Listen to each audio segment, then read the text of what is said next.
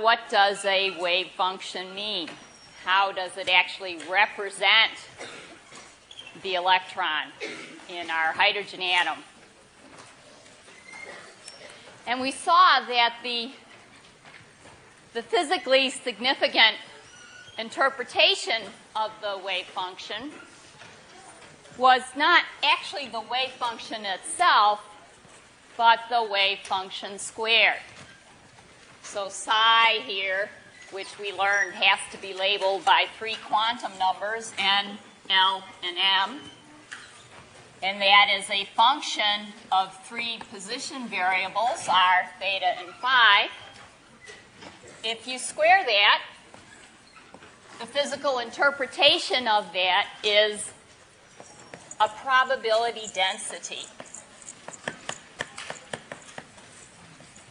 This means this has units. This has units of inverse volume. Right? It's a probability per unit volume. That's very important. It's not a probability, but a probability per unit volume. But the other quantity that we would like to know something about is a probability. We'd like to know something about how far is the electron from the nucleus. And in order to do that, we needed to invoke this concept here, this radial probability distribution function. And what we said it was last time is the probability of finding an electron in a spherical shell of radius r, and that spherical shell has a thickness dr.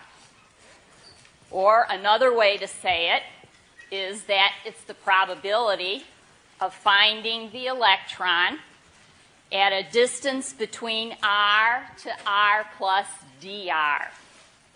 Okay, now this is a probability here.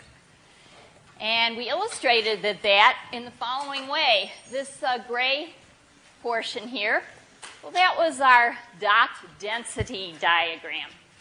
That gray portion was the probability density, right? Psi squared. In this particular case, the 100 wave function, the 1s wave function, we squared it. And then we represented the magnitude of that by that dot density diagram, where the density of the dots, where that was highest, that represented the highest value of psi squared. And then it radially dissipated exponentially. Okay, that's what that gray dot density diagram was.